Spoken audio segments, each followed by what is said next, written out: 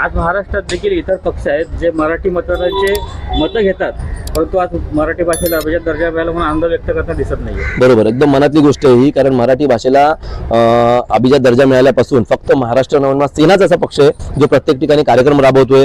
कारण प्रत्येकाला आनंद झालाय हे सगळं तोंडाने सांगतायत, पण करताना कोणी दिसत नाही. जेव्हा त्यांचे नेते, कोणत्याही पक्षाचं नाव नाही घेत मी, पण जेव्हा त्यांचे नेते येतील तेव्हा फटाके काय वाजवतील किंवा काय काय आतिषबाजी करतील, ठीक आहे, ते तुमचा प्रश्न आहे, तो तुम्ही करा नाही करा तो तुमचा व्यक्तिगत प्रश्न आहे. पण आपली ही जी माय मराठी भाषा आहे, आपल्या भारताचे आराध्य छत्रपती शिवाजी महाराजांची ही माय मराठी भाषा आहे, ज्या भाषेला आता अधिकृत दर्जा मिळाला आहे, 7वी मराठी भाषा म्हणून ही आता भारतामध्ये त्याला स्थान भेटलेलं आहे. त्याचा मला कालपासून वाटत होतं की आज प्रत्येक पक्ष, प्रत्येक संघटना याचा मोठा प्रचार करतील, फटाके वाजवतील, गोडधोड काय करतील, मिठाई वाटतील, काही पण करतील, पण आनंद व्यक्त करतील. पण आता जसं तुम्ही प्रश्न विचारला तसं कोणी करताना दिसत नाहीये. फक्त महाराष्ट्र नवनिर्माण सेना करते, ठीक आहे, ते करत नसतील म्हणून आपण त्यांच्याकडे दुर्लक्ष आहे. महाराष्ट्र नवनिर्माण सेना प्रत्येक प्रभागात, प्रत्येक शहरात, प्रत्येक जिल्ह्यात आणि पूर्ण महाराष्ट्रामध्ये